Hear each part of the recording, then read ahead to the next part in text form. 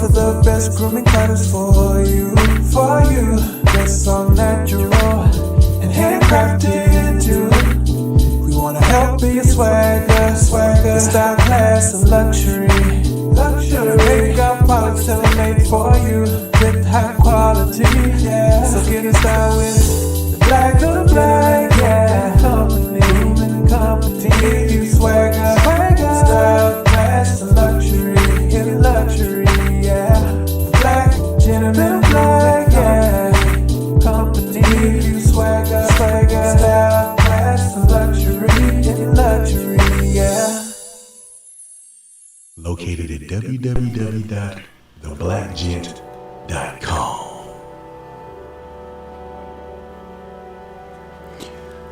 Yo.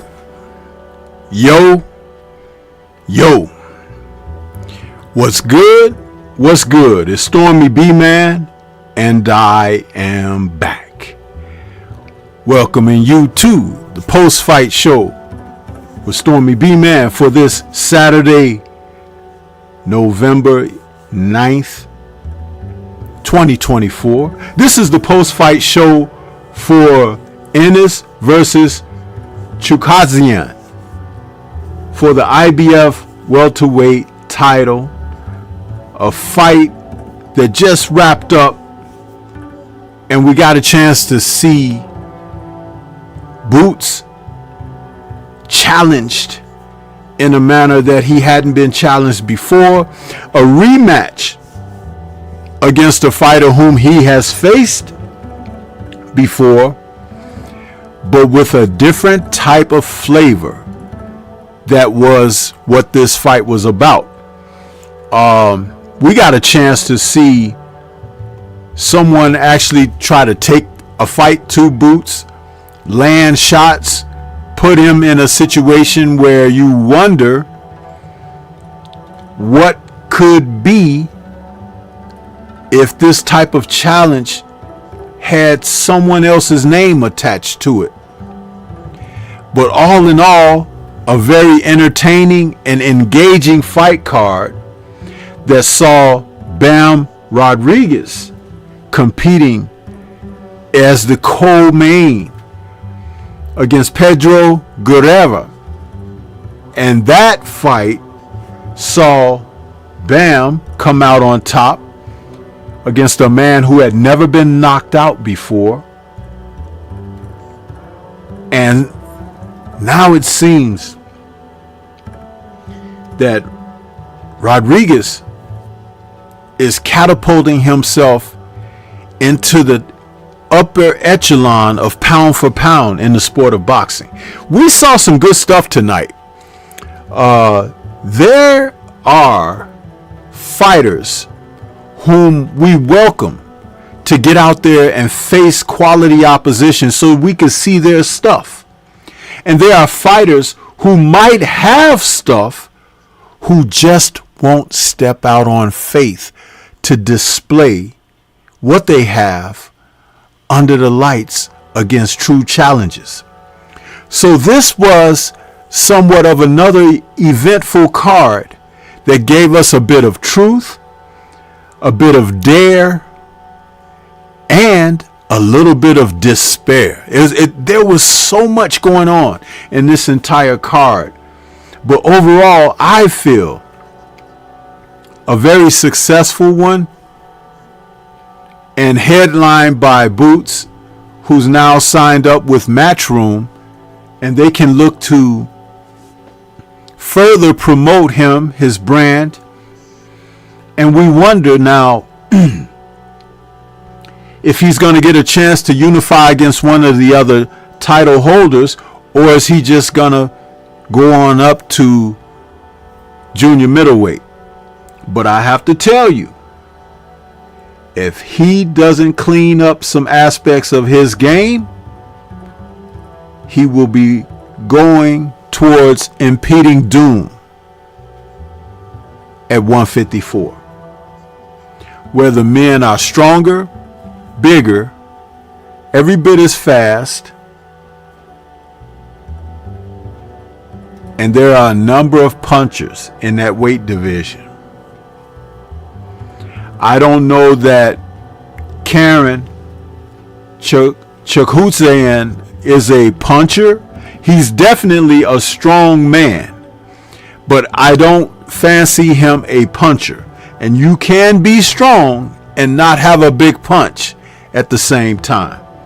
As my brother Drew Titan likes to say, if that were the case, weightlifters, bodybuilders would be world champions in boxing, huh? Yeah. And how many times have we seen fighters who were muscular and built like Adonis, but can't crack an egg? Yeah. So we're going to talk about the fights, the card for this evening. We're going to run a little bit of a roll call and see who we got in the building. I want to greet you all because I'm sure you all are excited.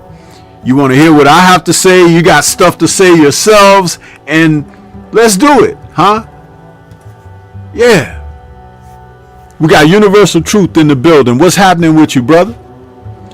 Shower Liars out there saying salute Stormy in chat. Adrian Vitt is out there early. B-Mac is in the building saying good fight, but I think that guy was on something. Of course, B-Mac. To which I replied, absolutely. Boots his ass. Yeah, that's what he was on. Can I get a witness? Yeah. Jimmy Bernard saying, what's good, Sensei? Salute to the chat. Smash that like button while entering the building. Yes, sir. Mr. Shelton is in the building. What's going on with you, Mr. Shelton? Swine, my brother. William Old School is back. Jimmy Bernard says, Sensei, I can't stand fighters talking back at their coach. Yes, sir. You picked up on that, huh? I can't stand when the coach can't talk to the fighter with the right and proper instructions, huh? So we're in a bit of a conundrum, Jimmy Bernard. Yeah, because that was on display this evening as well. Shower says, on target, Stormy. Universal says, Boots looked like AB tonight. Yeah, a bit below average, huh, of what he normally does. Shower says, I'm not happy with Boots' performance and what he said after. Yeah, Shower, we're going to talk about that a little bit.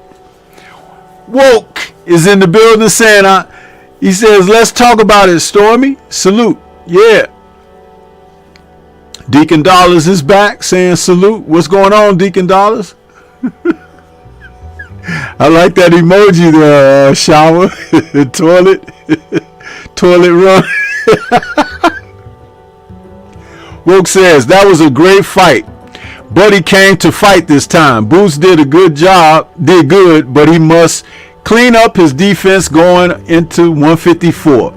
He smothered his shots tonight, trying to get deep on the inside, looking for the uppercut. Hey, Woke, shh. Don't steal the thunder, huh? Do not steal the thunder. Real Spill, Midwest Boxing Talk is in the building. What's good with you? Shower says that Jimmy Bernard salute. Yep, I don't like that either. And listening to what he just said, he wasn't even listening to Bozy. Yeah. Woke says he stopped using the jab. Pushing the knockout wasn't a great idea. More jabs to the body and he would have stopped him. Look like you guys have been listening to Stormy B Man a little bit. And I like that. I like it.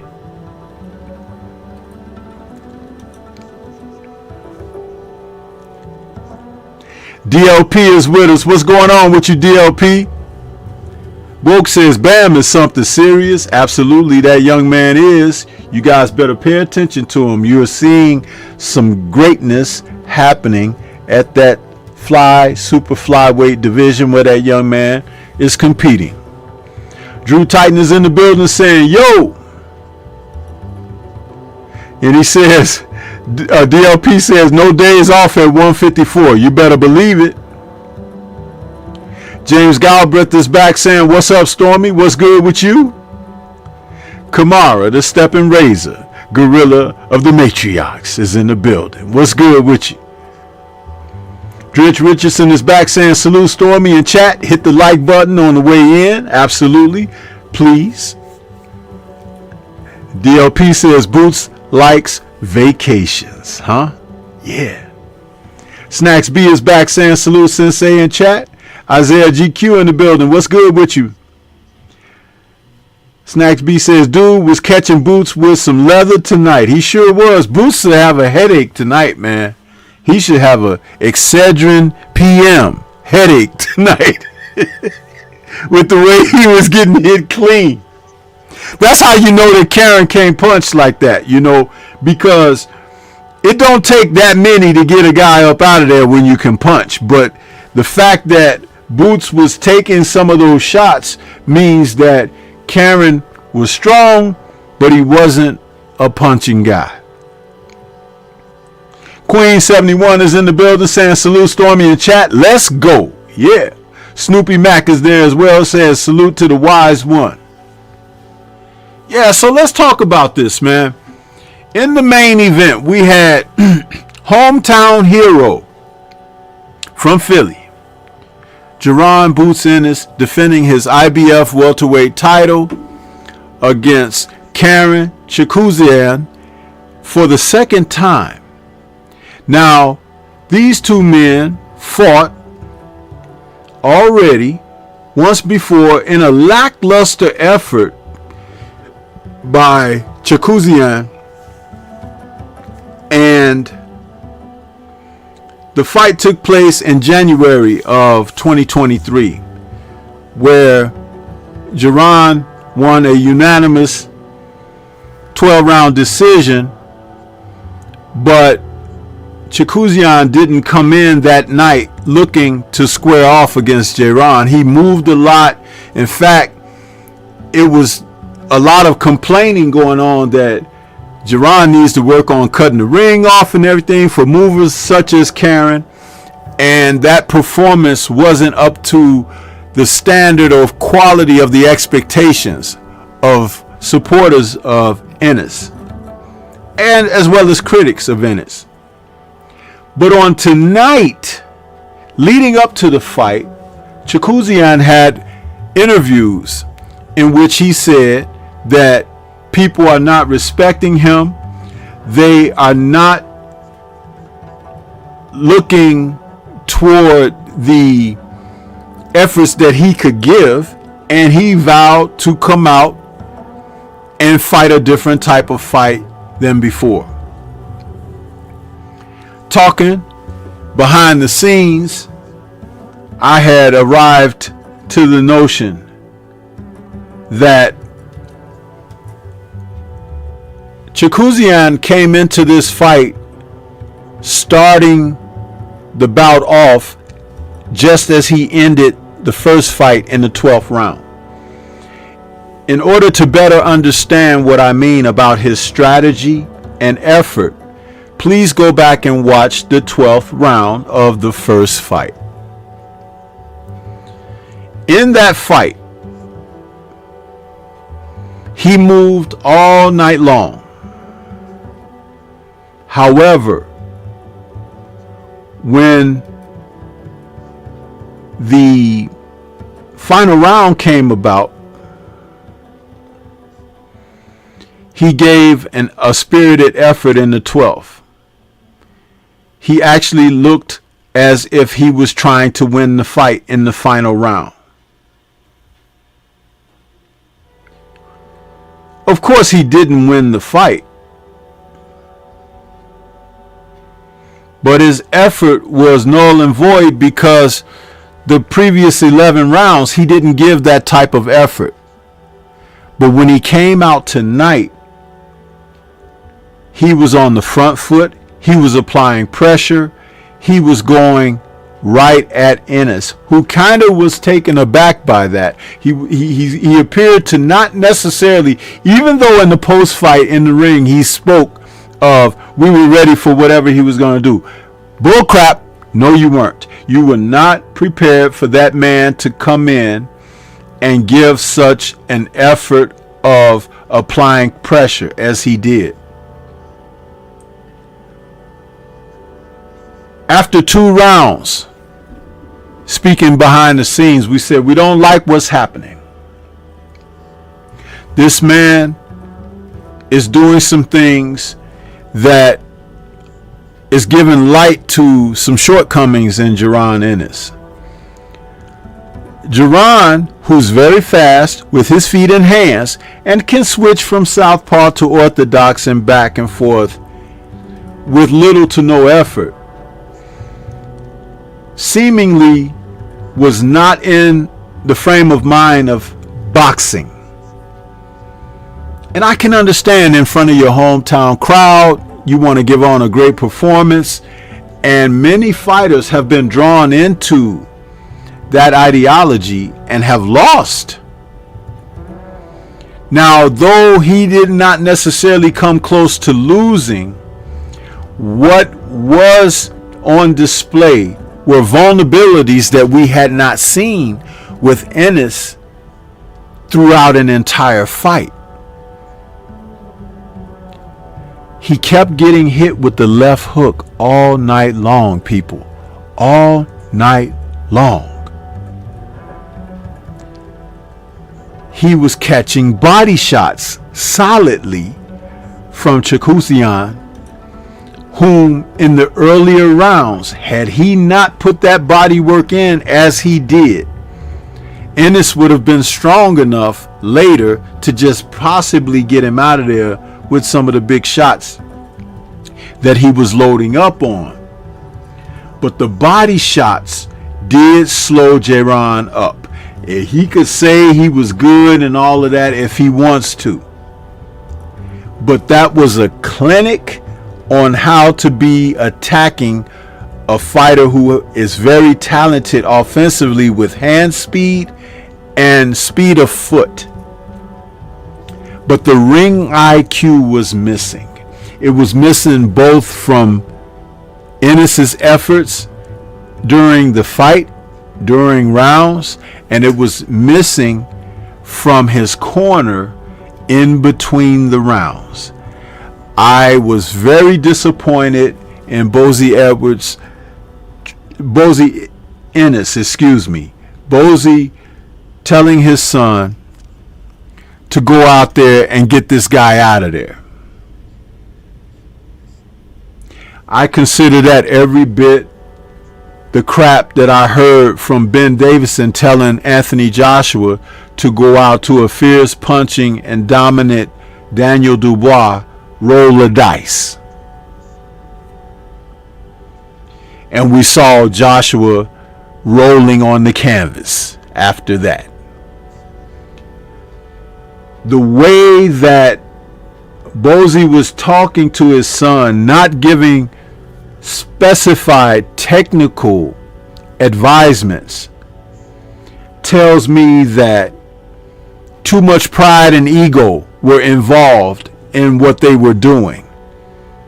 This was a night that he could have shone bright like a diamond, but he fell very short of that. And I'll tell you what I mean when I say that.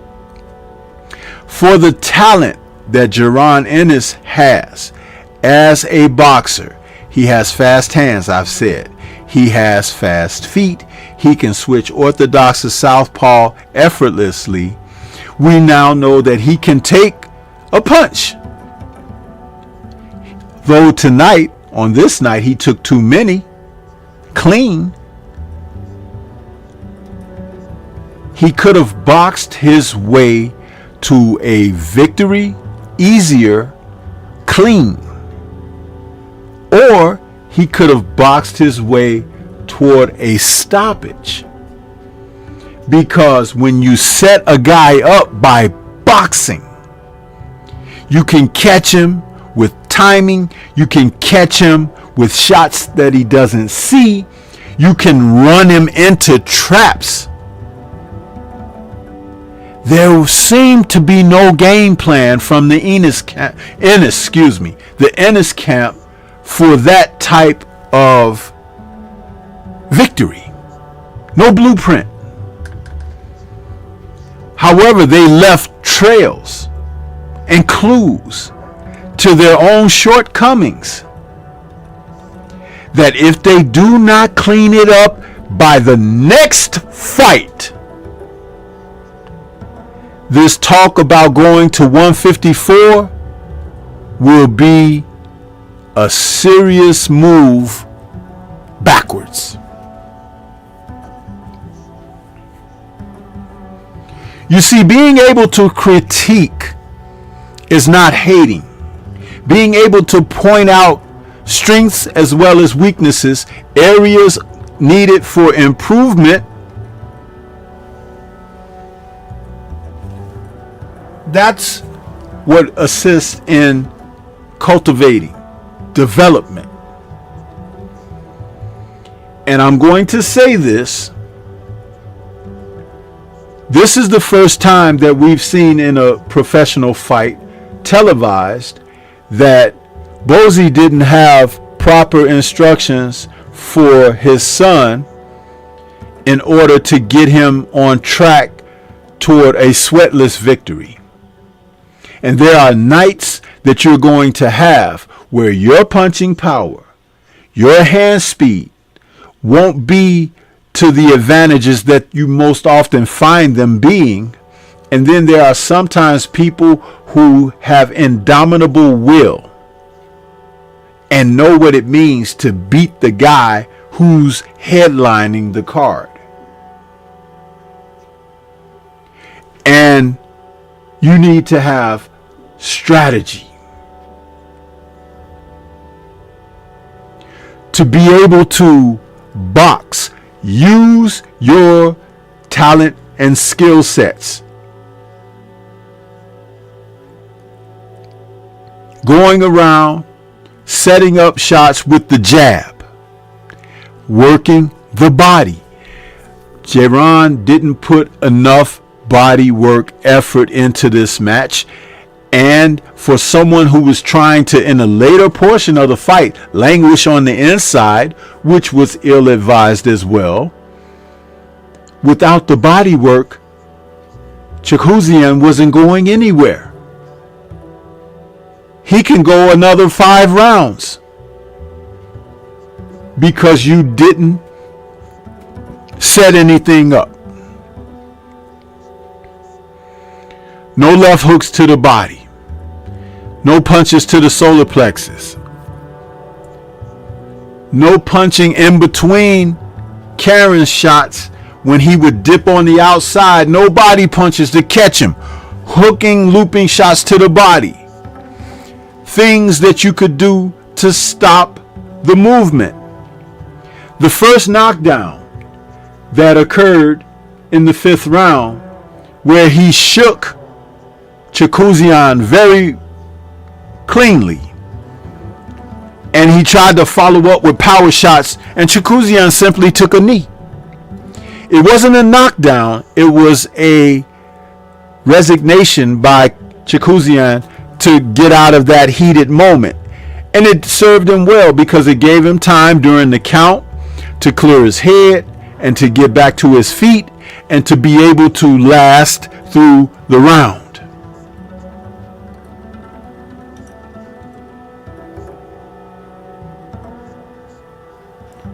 In order to get beyond where that point of the fight was, Jaron was supposed to start going to the body to get this guy out of there. He didn't do that, nor did his dad offer those type of instructions to him.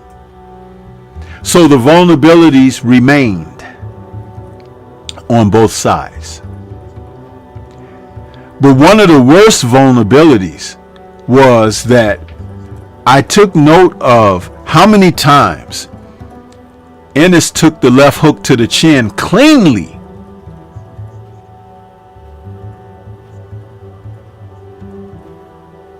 That's how you know that Chukhadzhyan was not a puncher.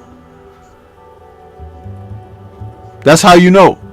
Because in 27 fights, he only has 13 KOs. He's strong in the body and in the chin. But just what if he had punching power, people? 27 fights with 13 knockouts. You're not a puncher. You're not. But what if he were?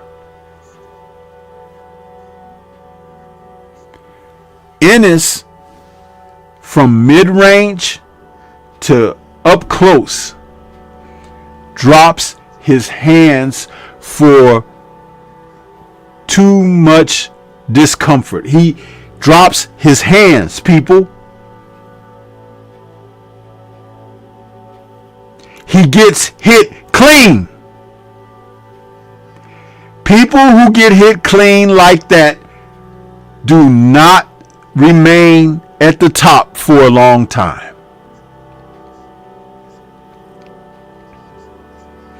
And if you're going to be fighting quality opposition, meaning guys at 154, like those men up there who are knocking folks crazy, you will find yourself on the losing end so fast. Ask Erickson Lubin, who knows all about it, and he's a damn good fighter. Ask Jason Rosario. Ask Sebastian Fendora.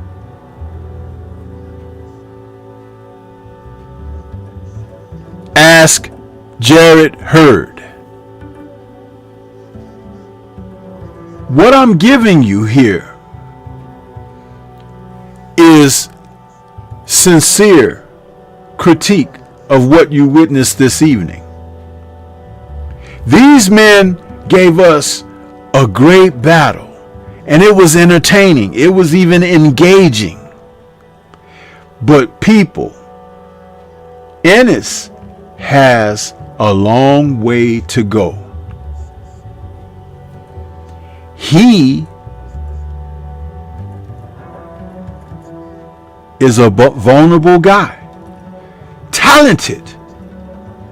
Talent is up near the rafters, not through them. And the coaching from his corner needs to improve double time before the next fight. I hope that they are able to go to the gym and break down their mistakes for this evening. Break them down to the bone gristle. Because this talk about going to 154, dude, you'll be ended as quick as people would sign up to watch you get beat up.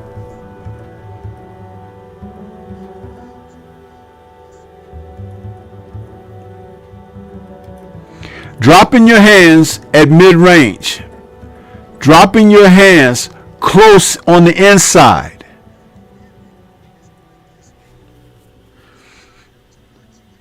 is a way to really get jacked. Your money took and your title took.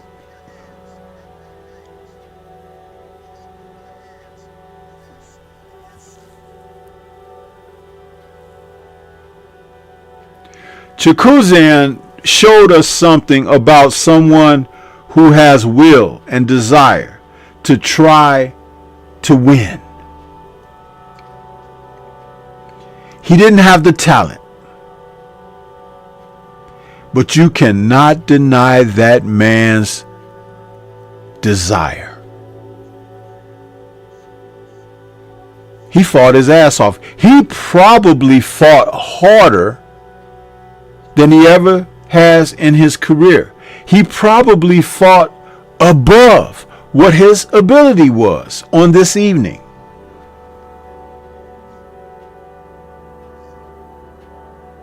And my hat is off to him for his efforts.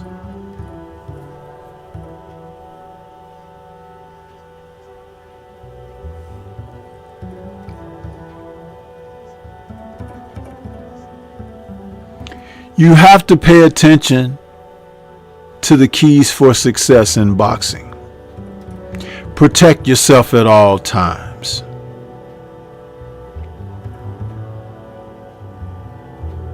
Effective aggressiveness, defense, being able to move with footwork, being able to be technical, not just a guy that can punch. The interesting aspect of this fight this evening was, at some point, J-Ron just thought he was going to go in there and knock the guy out. But always the guy with the big punch doesn't win or knock the other guy out. Knockouts at their best are set up. It's very rare that a guy just gets in there and lets loose on a guy and the guy checks out. Very rare. Vulnerabilities come when a person is caught open, trying to do something, coming out of a situation, being timed properly, and actually being defensively irresponsible.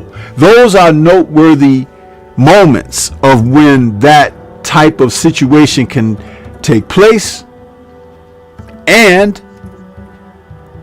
the revelation of what's necessary, what's needed, gets put out there. Yeah.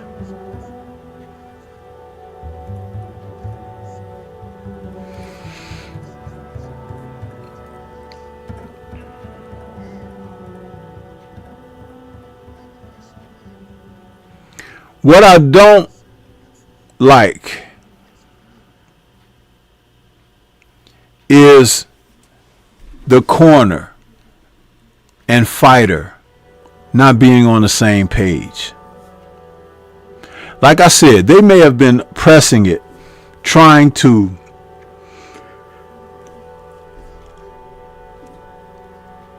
put on a show for the hometown folk.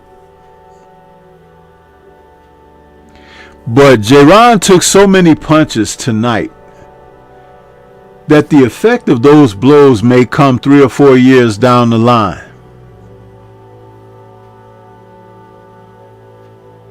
And that being from a guy who's not a puncher. 13 knockouts in 27 fights, but a man who's strong.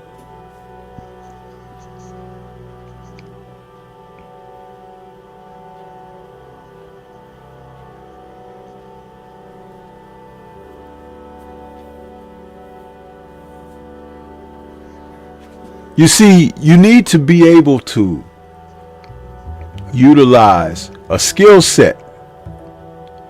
And they forgot the cardinal rule here. You box a fighter and you fight a boxer. Now, who was the fighter in this fight? J-Ron was.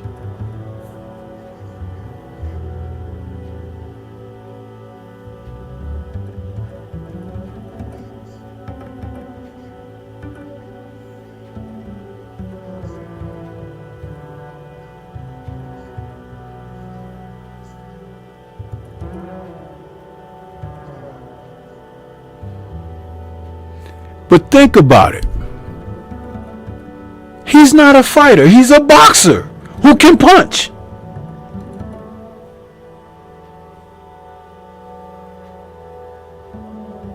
So why were you fighting the other guy's fight? The only way he can win is to fight you.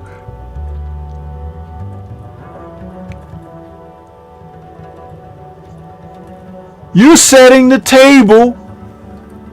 Bring in the condiments and the butter and bread for him to dine. The only thing you didn't do was light the candles. Because he seemed to do that every time that left hook was landing on your jaw, J-Ron.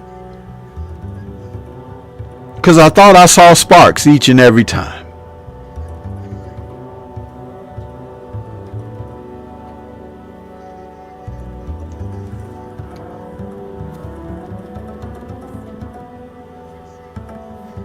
You have to use your skill set, brother.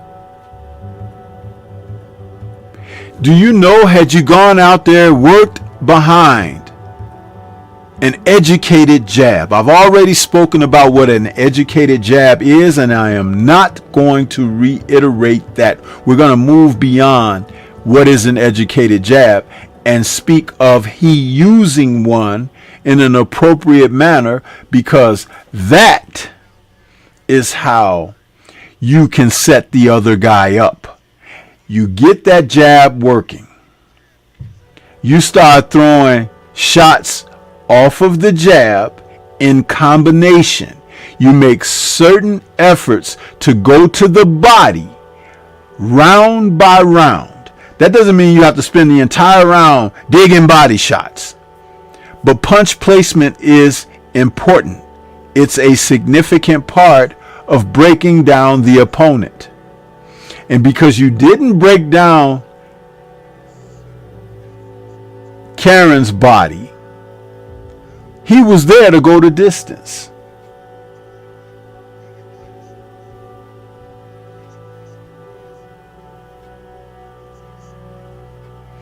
Punch variation is very important too. And from what I noticed, like I spoke about a moment ago, Ennis on the inside was smothering his own shots and dropping his hands, making it easier for Chukhadzhyan to get his shots off. Yeah. It's something that you have to really be paying attention to notice, but it was clearly evident.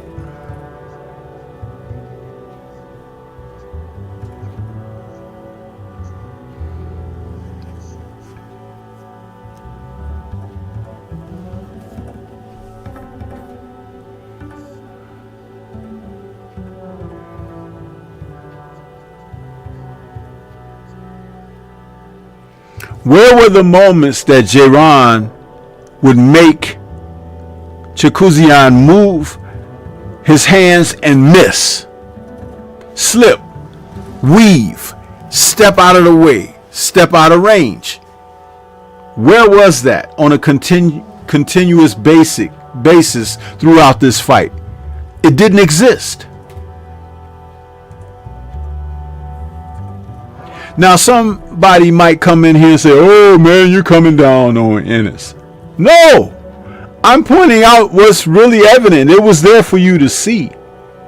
But I'm speaking emphatically about how much easier it could have been for if he and his dad were on the same page and he didn't fight the other man's fight.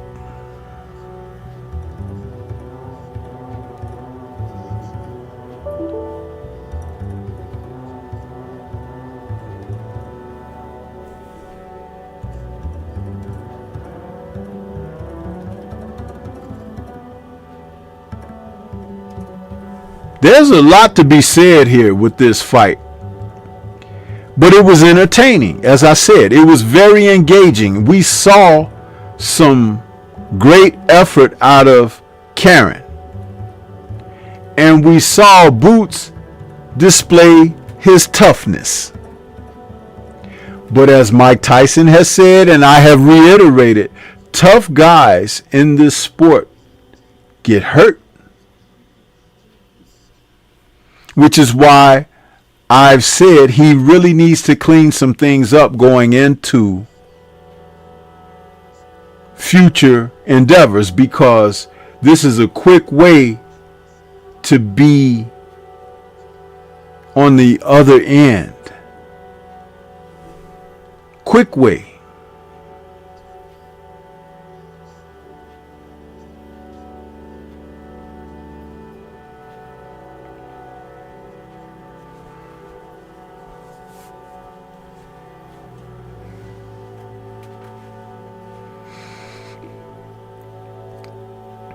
Now,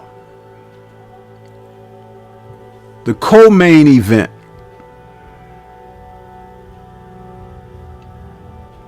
Where we got a chance to see Jesse Bam Rodriguez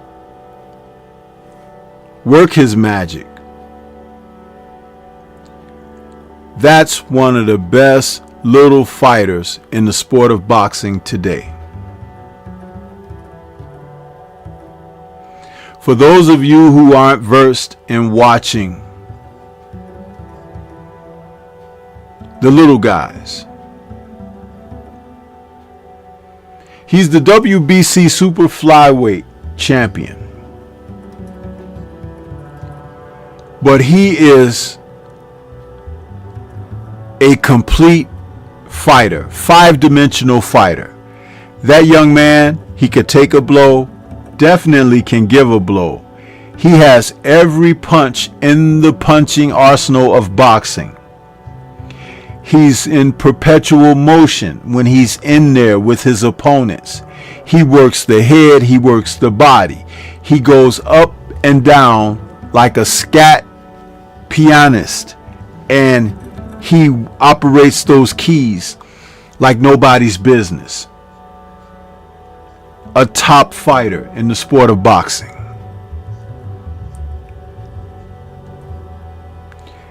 And he likes it. He enjoys boxing. And you can tell that he's one who applies the tools of his trade, because when he's in there, he looks like he's going 100 miles an hour and his opponent might be going 50 to 65. And he builds like a wave, just coming on and coming on and coming on. It's exciting to watch.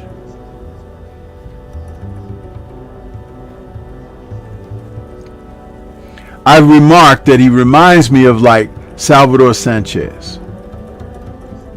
And that's a hell of a compliment. But he is so well tooled in school that that kid he's there. Believe me, people. Probably one of the most, if not the most complete fighter in the sport of boxing. And he's only 22, 24 years old. My goodness.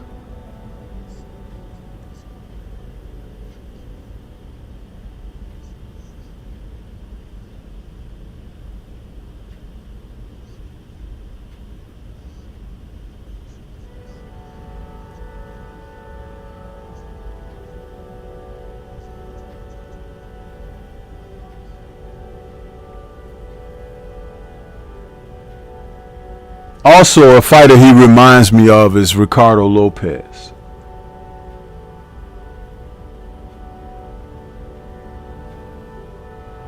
A man who has really given efforts.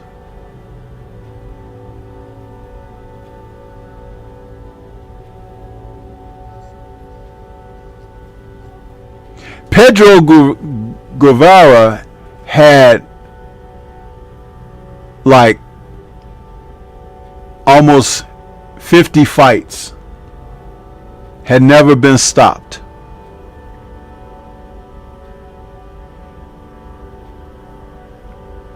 Had been down a couple of times in his career.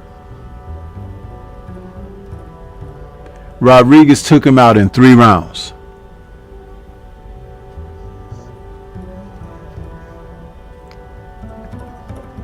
The effort was unbelievable because Bam never stopped coming on like a wave. He was walking him down. He was cutting the ring. He was trapping him in the triangle. He was doing things that forced Guevara to try to defend himself and fight him off, which only opened him up to the offensive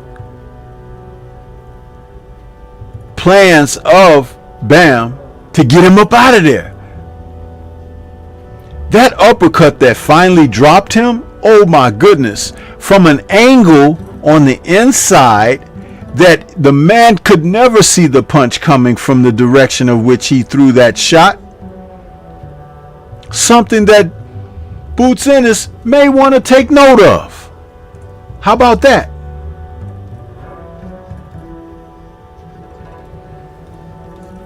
A tremendous performance by Rodriguez, who's now speaking of talking about, hey, listen, I want to face Chocolatito.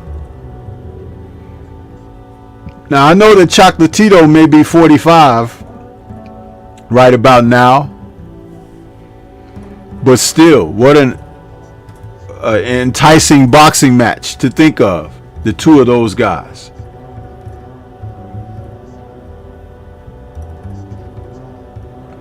B-Mac, to answer your question, brother, he's definitely not a 5-dimensional fighter.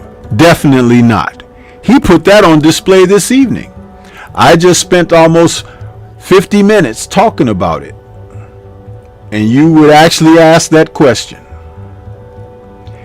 I'm sorry, I'm not here to placate matters for you. I'm not here to kind of give you confidence that will be of a false nature. If I did that, I would be being disingenuous. You saw a 5-dimensional fighter in the co-main event. I just spoke about that, but yet and still, instead of listening to that and buying into, you know what, let me check this kid out more, you asking me about a guy that I just spent 50 minutes talking about.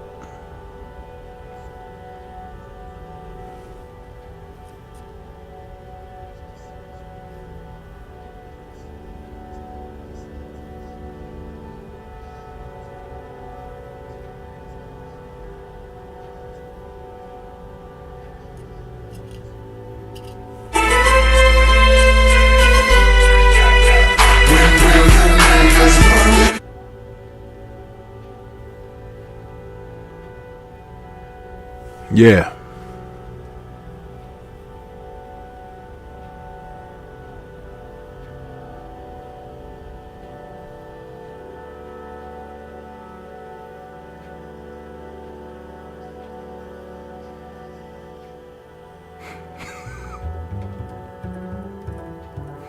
Black Martial Arts Society, what's good with you? The OG, Mr. Mott, what's happening? Anthony Bolton, what's going on with you? Snacks B in the building. Darius Gilliard, what's happening?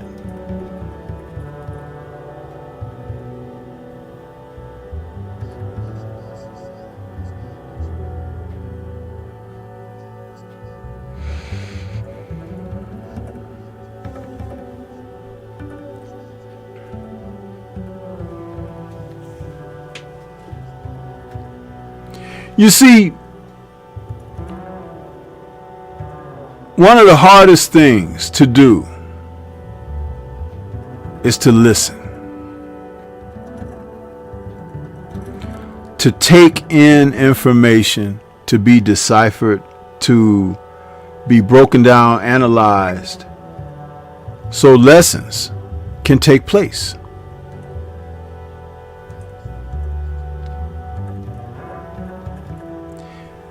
Because we always want to project,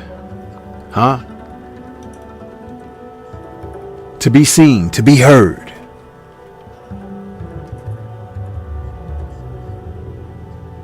How about absorption?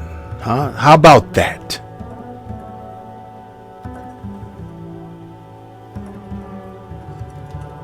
That gives you more strength and power, believe it or not, to become a vessel of information.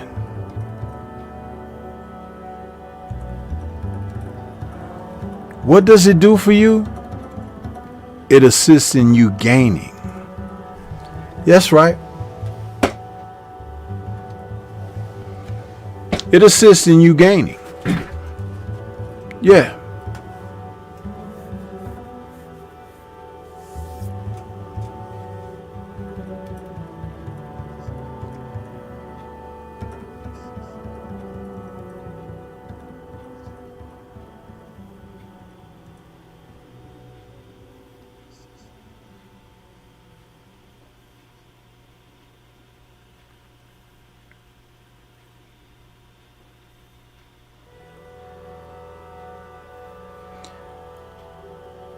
There were other fights on the card tonight. We got a chance to see the return to the ring of former featherweight champion Raymond Ford as he took on Orlando Gonzalez.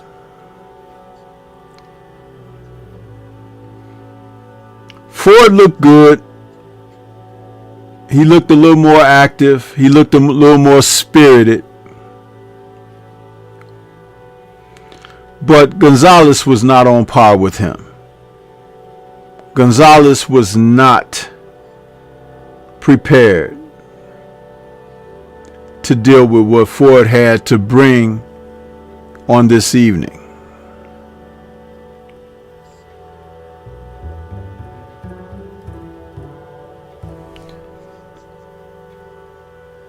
When Ford,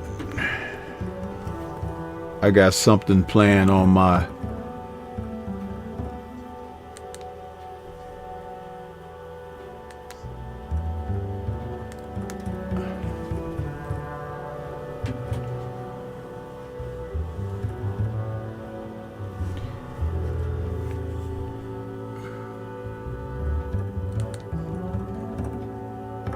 trying to get this.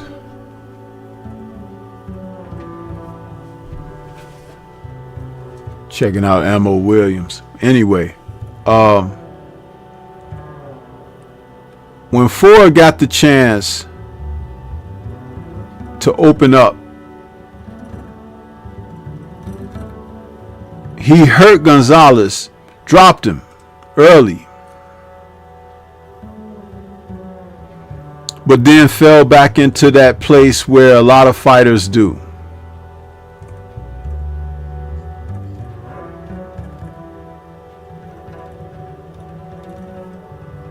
He admired his work instead of going to work.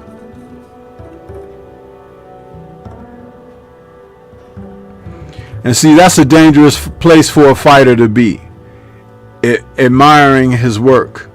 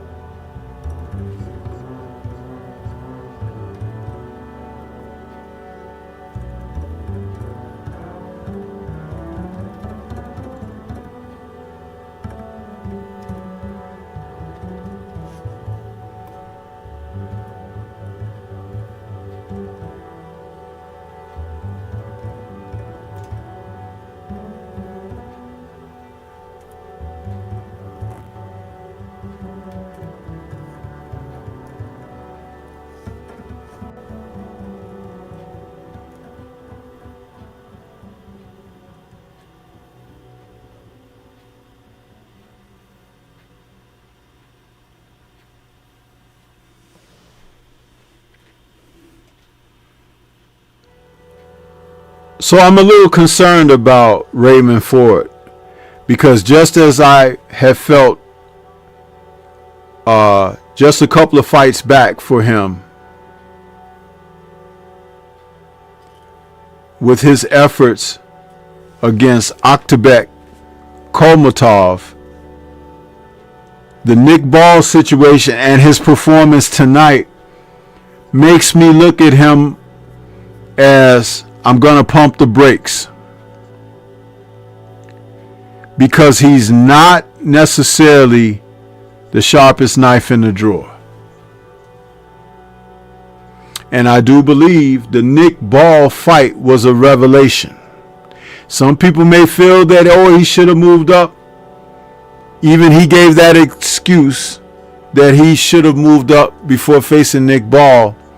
But Nick Ball was in his grill the way you're supposed to be in a boxer's grill. Yes. You have to get after it with these guys. You cannot just be a front runner.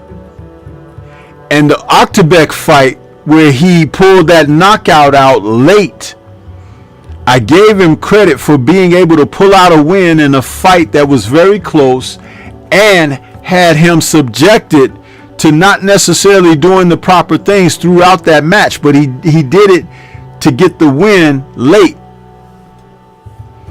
But why was he in there with Nick Ball trying to stand on the inside and slug with the guy and everything, and then instead of boxing, looking slick and all of that? Because Ball is two-dimensional. But see, this goes back to what I've spoken about some of these fighters and ring IQ. It's not there. Because even the best of boxers can still win a fight on a given night with their abilities, with their ring IQ. Ali did it many times. Guys like Bernard Hopkins did it many times. It wasn't always about out-punching and out-slugging the guys. Sometimes you just got to be smarter. Sometimes you just got to be able to fight your fight and not the other guy's fight. What that simply means is not giving in to what he does best and what works to his advantage most.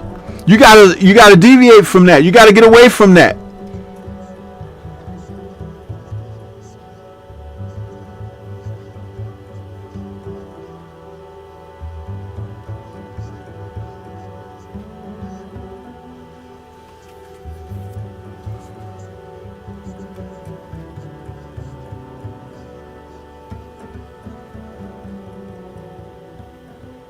So we saw some things, and mind you, just take note of what I'm saying about Raymond Ford. Just keep watching.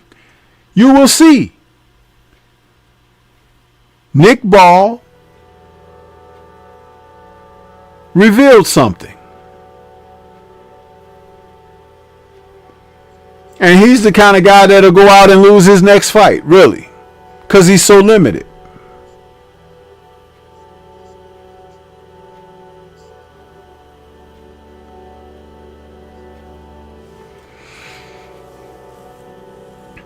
Now, in a fight that surprised me more than any of the other fights on the card,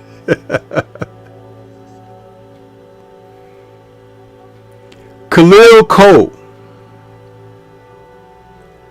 What in the world, man?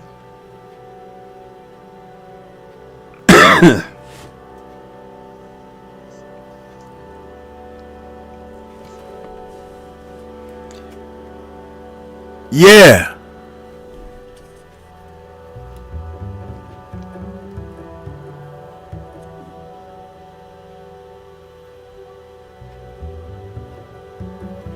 Big Stepper got stepped on, y'all.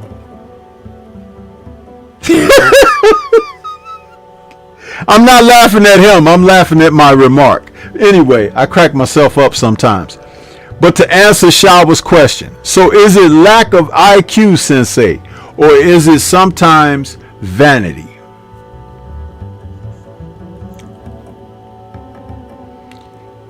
Interestingly, Shawa, lack of IQ stands out most.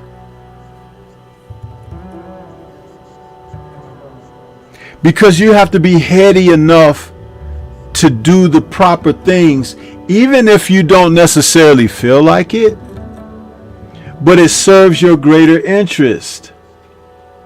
Pride and ego can't get involved. Floyd Mayweather never let pride and ego get in the way of his performances. That's why he always edged his opponents. Because he would stick to what he did best and not let the other guy do what he does best. Not to come outside of himself, but to remain shored up in what he did and secure within that.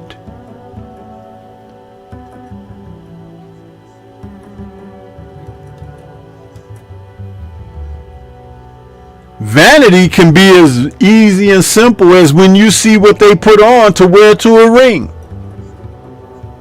It has absolutely nothing to do with boxing, does it? But they think they be looking nice, huh? With pink and purple fur around the collars of their outfits and these weird colors that don't go together and all that. You want people to see you? Go out there and perform like a professional. They'll take note. But all that other foolishness, the dyed hair and the dreads and all of this foolishness, tats, don't make you a star.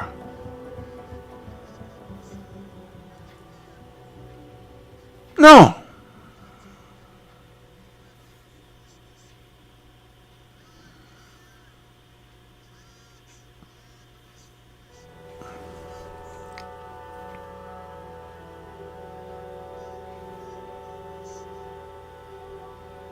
That'll get you lost quicker than anything.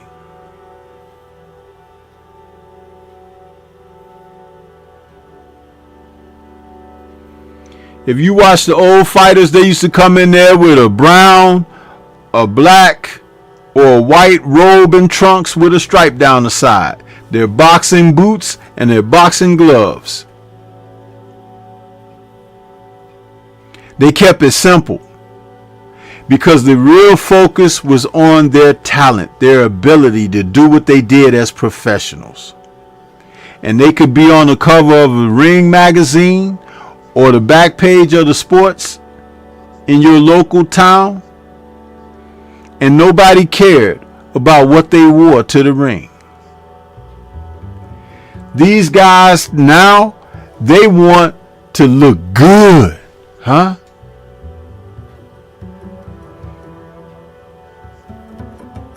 They don't want to be good.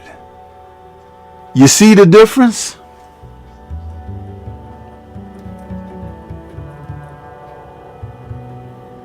How many of them do you look at? I was just crediting Bam Rodriguez a moment ago.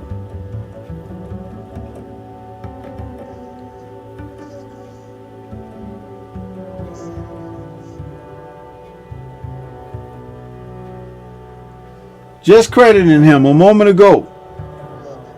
Looking at what he managed to do and get done.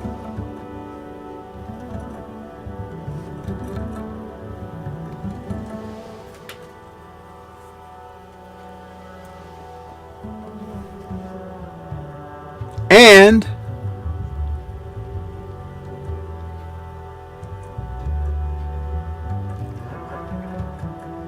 some of these other guys, you think about what they do.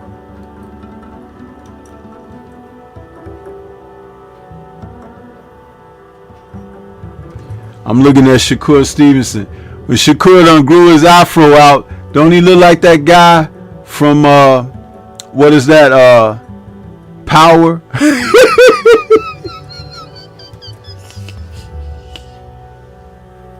I forget the character's name. But he looked just like. Man, these guys are a trip, man. Get a haircut. Anyway.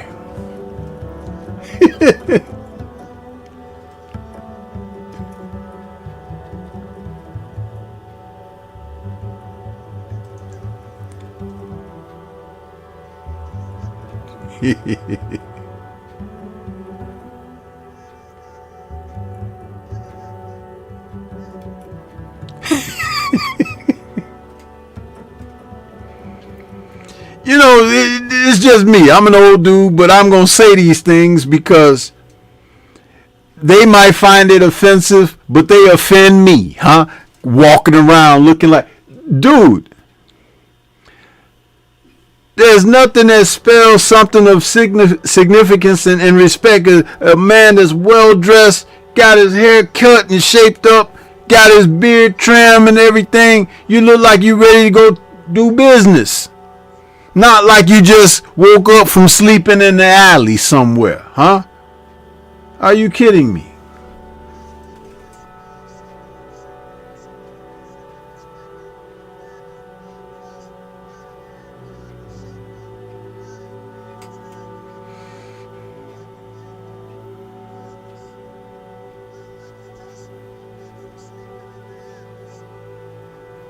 And I thought his hand was hurt. Isn't this November 10th, huh? A month later from the 12th of October, huh? And I don't see no bandages on his hand or nothing, huh? I see some bling hanging off of his fingertips and on his wrist, but I don't see no wraps, huh? Oh man, don't get me started, huh? Don't get me started. But Khalil Cole, let's get back to Khalil, huh? The big stepper, huh?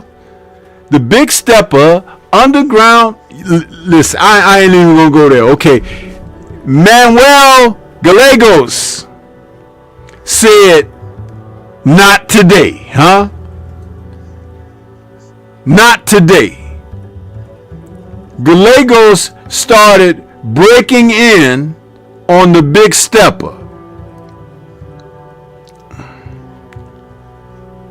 Listen, he took it to him, man.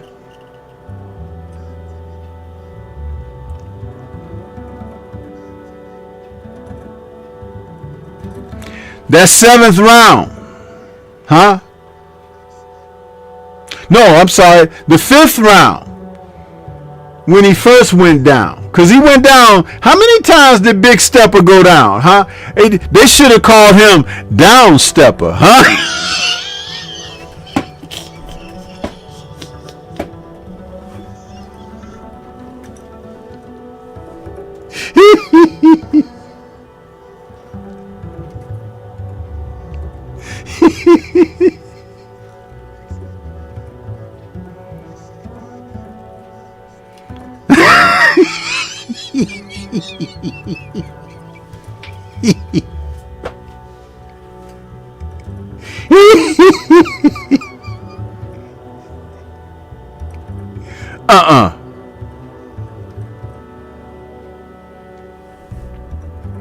I keep talking about these guys that don't have boxing skills, man. You can't play boxing. Just because you fancy a punch or whatever, that don't mean that, you know, you are the guy. Because there's always a bigger puncher, huh? There's always a tougher dude, huh? But if you add to your skill set, what happens is you become a different type of a fighter. You be able to solve and resolve problems. You're able to, you know, fit a puzzle piece together and figure stuff out. Think on your feet, not on your knee. Anyway, I talk about these things all the time, and sometimes people get offended or whatever, but it's like I find a way to put a twist on it, humor it and everything, but I'm not lying to you. I'm not lying.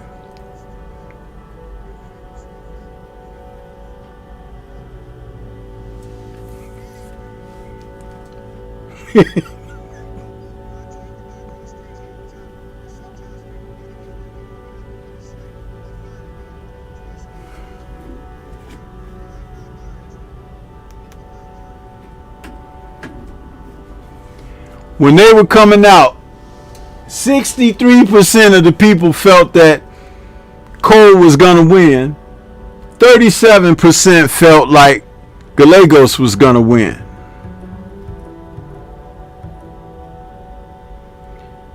Listen, man.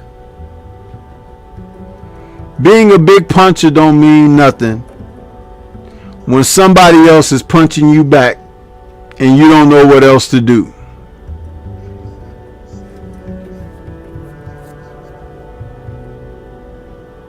Shower says, what was equally worrisome as Cole's tank and lack of adjusting was seeing his coach's ass crack. Oh my God. Listen, Shower, why'd you remind me of that? Because I was going to say something about that. But that dude refused to pull them nasty, itty sweatpants up over the crack of Mount Booty, huh? What was he doing?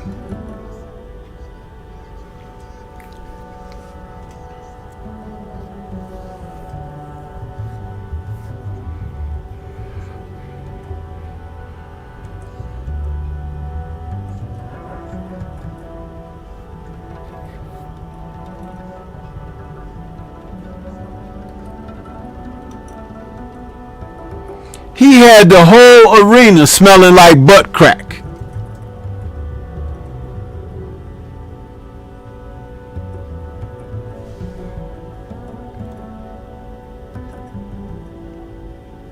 And he refused to pull them damn things up.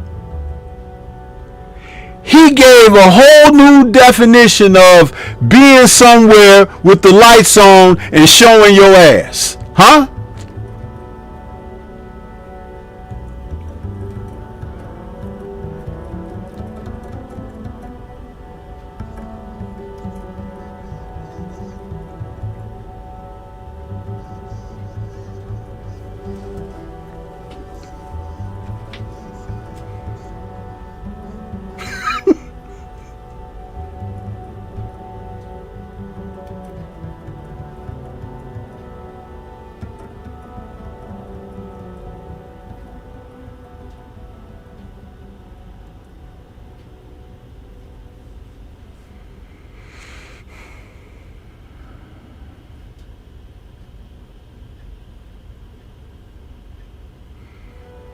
That had to be one of the most, you know what?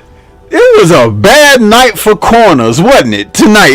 Now that I think about it, it's like, what was really going on tonight in them damn corners, huh? Yeah, Snacks B. Nasty work, as Blue Blood would say.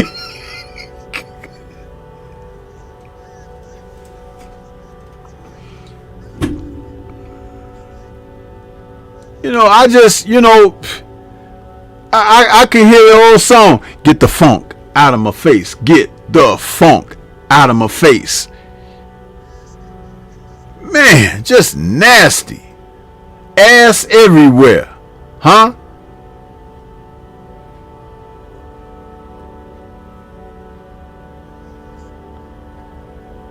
It's like somebody brought 2 chocolate mountains into the ring or something. What the hell was that?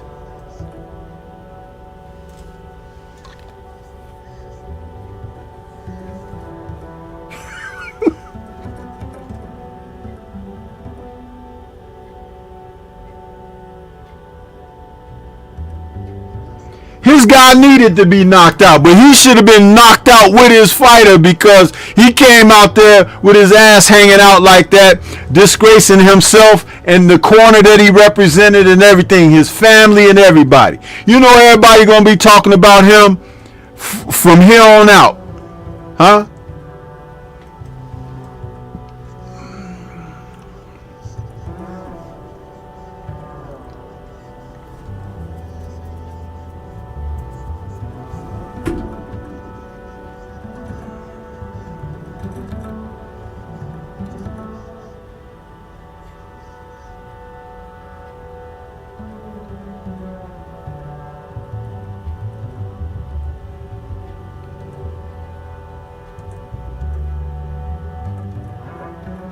I mean, I was like, when I first started watching the fights, I was watching on my cell phone. And my cell phone got dark. I'm like, what the hell is that?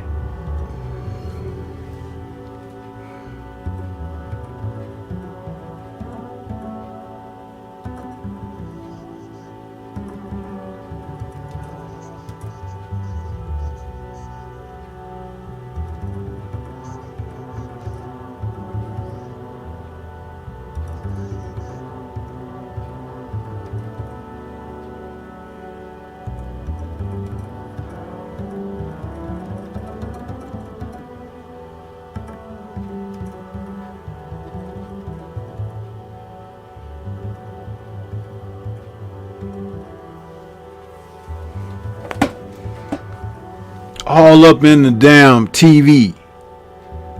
Just an ass. He showed more ass than the damn round card girls. And at least they be covered up, you know what I'm saying, somewhat. This dude just walked out there. He might as well have had a damn, what they call it, a G-string on. Nasty mofo. Man, what the hell were we watching?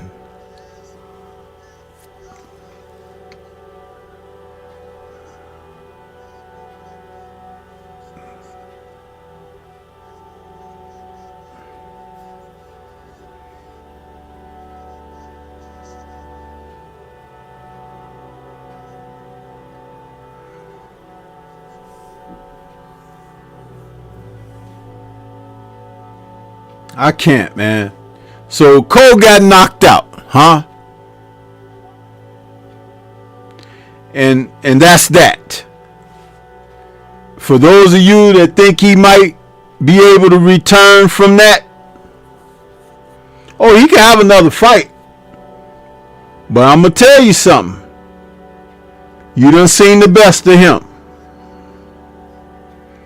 You done seen the best of them now. That's just real. You don't get mad. Don't be like, you know, I know Shawa hated that he lost and everything, but you done seen the best of him, huh? We can turn a page now, huh? Because remember, he already had that draw, huh? Back in, what was that, 2021, his second fight, he had a majority draw. And didn't even rematch that guy.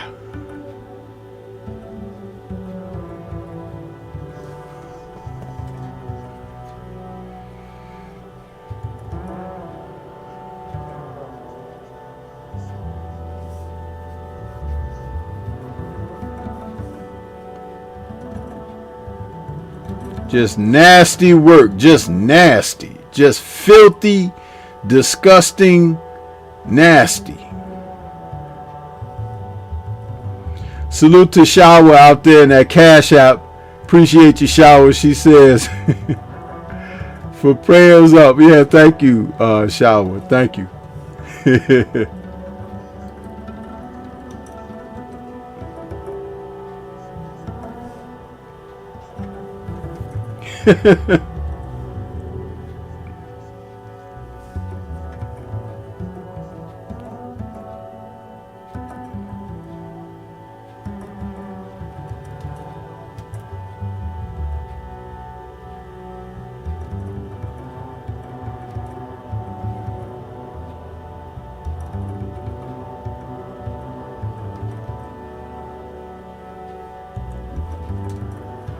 Sometimes you just get like, I can't, huh? It's just, you know, just the way it be.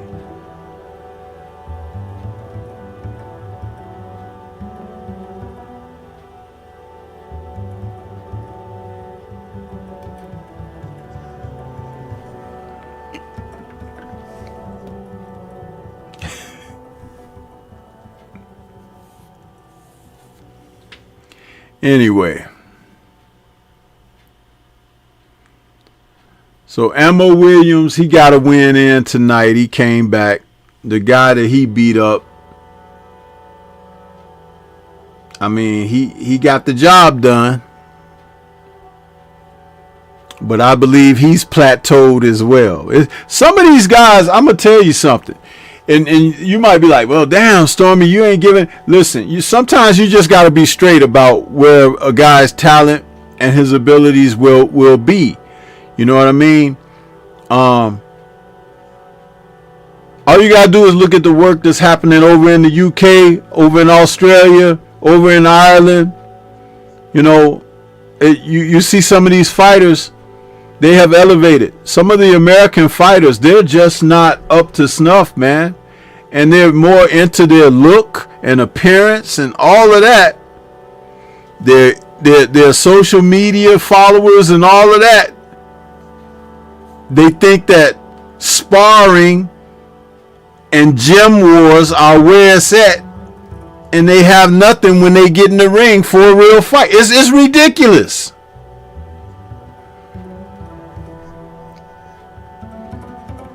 You're going to see more of these guys with comfort animals. I'm telling you.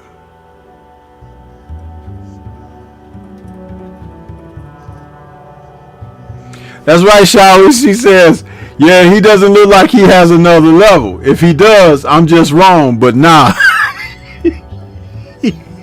You're not wrong. You're not. And see, this is the thing. You have to call it like you really see it. If you be in denial, then you can't say those things, and it won't, you know, if you're in denial, it'll affect you. It'll grab hold of you and everything. But if you say the truth and everything, it sets you free of that. You'll be like, okay, what's next? Huh? No, you don't have to embrace this foolishness. How many of you think that Jared Anderson is really going to come back and set the heavyweight division ablaze? Yeah, right.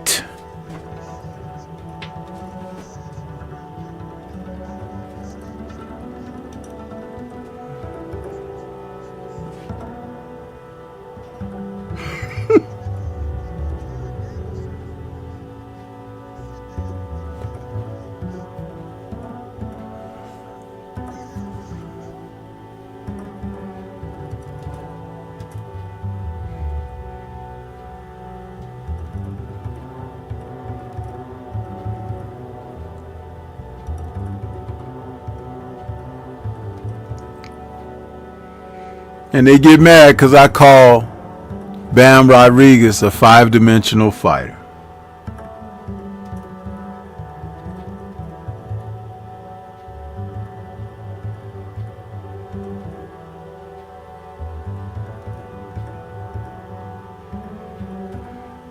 Hey, Shower, don't care. Don't care. I didn't even like mentioning his name right now. I just used the name to make my point. But do you? Don't care.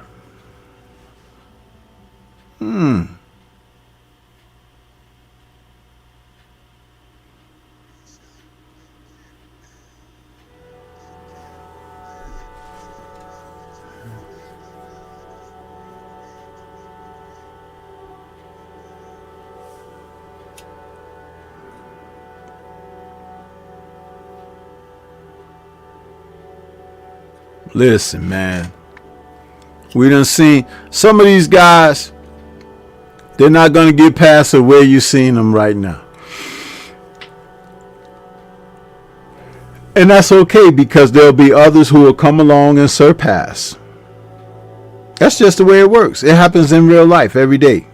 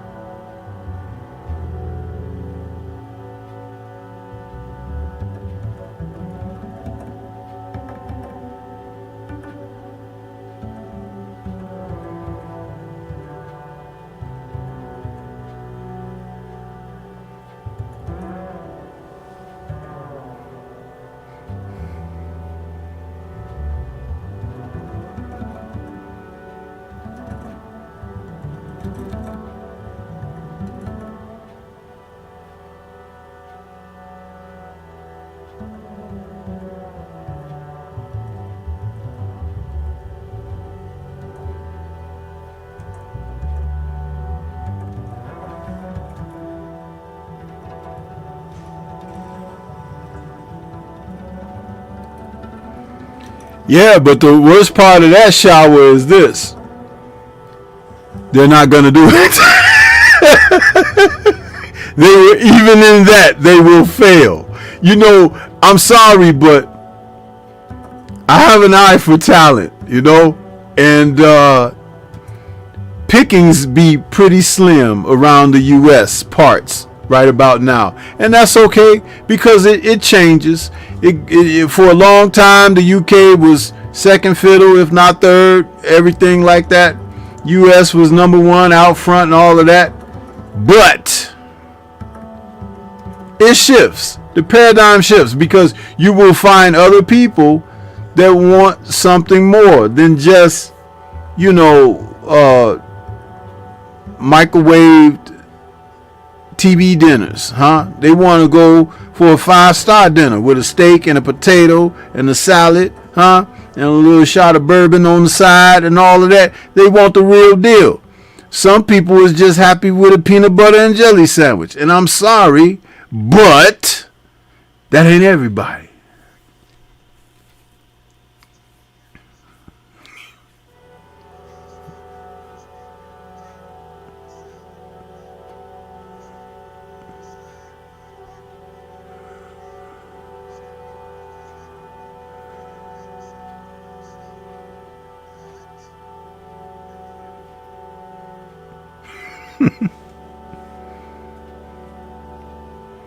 So don't be tossing me no damn baloney, huh? Because I know it's phony.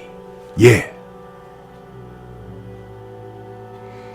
William Old School is asking, do you think it's a lack of quality trainers and coaches? You damn right, huh? Ding, ding, ding, ding, ding, huh? You win the prize, huh? Now guess what the prize is? Go find some good trainers and coaches. Good luck. Because I ain't going to do it for them. I ain't. You can't. No amount of money will get me to do it, huh? No.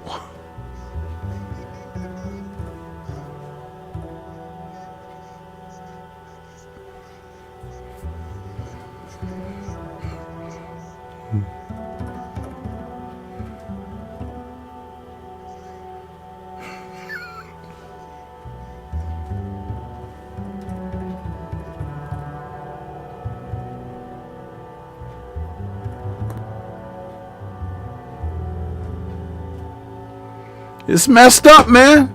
It's messed up. Cause I'm gonna tell y'all was like, woo, that was a good fight with Boots tonight. That's the boy though, you know, Boots is the man there. Okay. Yeah.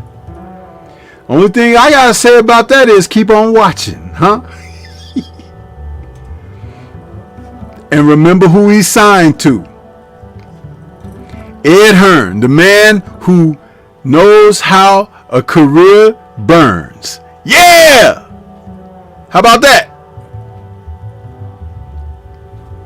Yeah.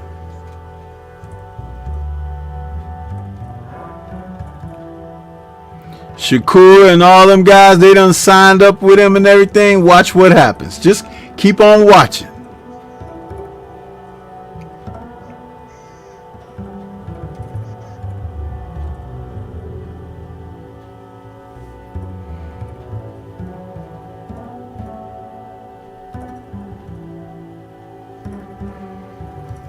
Well, I've been on here long enough, man. It's time for y'all to hear from my man, the Focus Ball, huh? Yeah. Take it away, Focus Ball. Get ready to take your striking game to the next level with the Focus Ball. Dramatically improved footwork, timing, head movement, hand-eye coordination, reflex, and overall fight IQ. It's lightweight and extremely portable, so you can train every time, everywhere. When you don't have a coach to do mitt work, get a Focus Ball. When you don't have a heavy bag to hit, get a Focus Ball.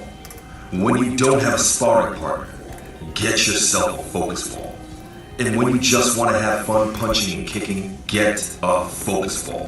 When you train with the Focus Ball, you train your eyes and your brain to read punches so that you can hit and not get hit, making this very simple device a must-have for all combat sports athletes and enthusiasts alike. So if you want to take your striking game to the next level, don't wait. Get the Focus Ball now.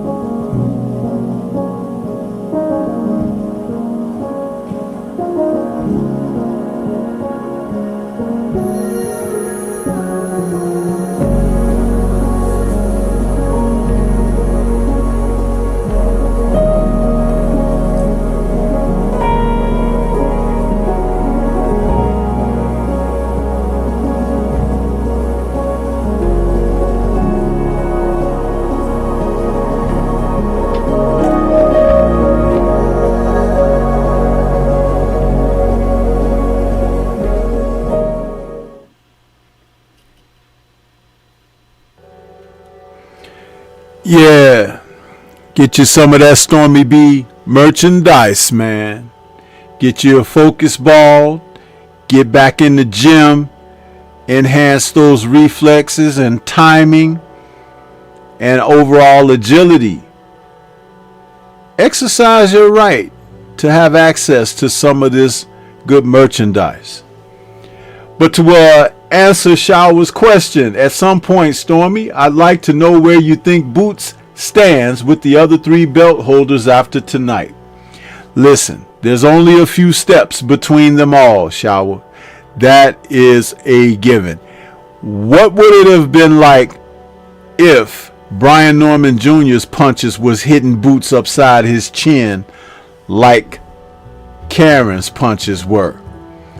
What would it have been like if Mario Barrios was boxing in there with him, forcing him to do some things that may have been uncomfortable for him because he is a boxer who can control range and distance pretty fairly himself. What would it have been like if Imantas Stanionis, who is known to fight in the trenches, gets into the trenches with boots, and knowing that he's such an efficient body puncher and things of that nature, it would have be very interesting. And then don't forget, on the outskirts of that is Rashidi Ellis, because Rashidi Ellis has hand speed. He may not necessarily have a lot of power, but he can get there first, huh? And sometimes that's all it requires. So when you think about it, they are all a little bit closer as a result of what you were able to see tonight. And we saw that Jaron Boots Ennis is not Superman, huh? He's just another man. Yeah. And you factor in the coaching, the training from the corner, and direction and instruction from the corner being as poor as what we were able to witness tonight. Think about that. And then think about some of these other men and what they have going on in their corners. You see, the world gets a little smaller, doesn't it? When you look at it not through rose-colored lenses, but through bifocals. Yeah!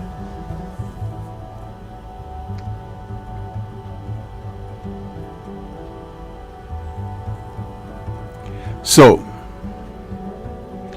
with that said, I want to thank everybody that came out, checked me out this evening. This was a good post-fight show. Got a chance to cover the majority of what we witnessed tonight on the major card on Dazn. And I'm going to go back and watch a couple of these fights before I go to sleep, because I got to see the whole thing on the big screen, because I was driving and when it was first came on, and I saw a couple of the fights on the little screen on my phone. So I want to see it on the big screen and sit there, maybe have me some popcorn and check the bouts out again. So shout out to the mighty LDBC, and we will catch you guys on the next one. Peace to everybody. Enjoy the rest of your weekend.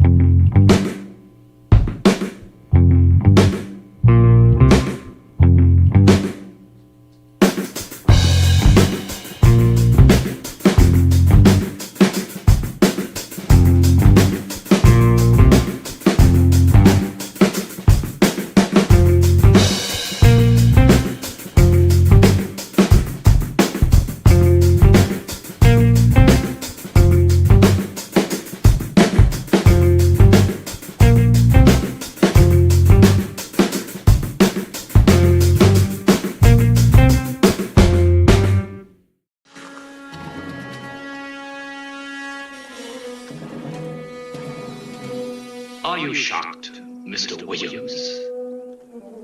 Only at how sloppy your man works.